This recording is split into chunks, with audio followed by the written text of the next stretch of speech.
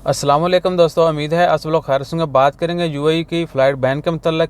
आज 10 मई यूएई ने अनाउंसमेंट कर दी है कि 12 मई से ऑनवर्ड जो है पाकिस्तान से, बांग्लादेश से, श्रीलंका और नेपाल से कोई भी फ़्लाइट जो यूएई में एंटर नहीं होगी। यानी फ़्लाइट ऑपरेशन सस्पेंड करने का ऐलान कर दिया। सिर्फ आने वाली फ़्लाइट जो है यूएई से जाने की इजाज़त होगी, लेकिन इन तमाम ममालिक से यूएई में कोई फ़्लाइट एंटर नहीं होगी।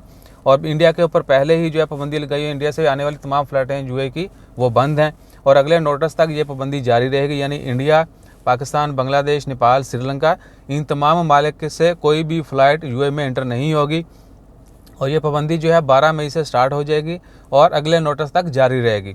जैसे इसके अलावा कोई मज़ीद अपडेट्स आती हैं वो भी आपके साथ शेयर करते हैं। कुछ दोस्तों आपने पूछा था कि वीज़ा यूएई के बजाय वीज़ा जो है मोस्टली ममालिक के लिए अभी तक बंद हैं, स्पेशली पाकिस्तानियों के लिए भी बंद हैं। कंपनीज़ वगैरह जो हैं वो ले सकती हैं, बाकी मिनी कंपनीज यानी बिज़नेस के हवाले से ले सकती हैं। बाकी मिनी जो वाला सीन जो टूरिस्ट विजिट ये अभी तक बंद है। इन तमाम ममालिक के ऊपर 12 मई से जो है आने वाली फ़्लाइट के ऊपर पाबंदी रहेगी। जाने वाली फ़्लाइट जो है वो जिस तरह ओमान में ओपन है, सिर्फ इन तमाम मुल्कों से आने वाली फ़्लाइट पर पाबंदी है। इस तरह यूएई से भी जा सकते हैं, लेकिन वहाँ पर इंटर नहीं हो सकते। और इवन के दूसरे ममालिक से आपने जाना हो तो आपको वाया जो है वो आके जाना पड़ेगा।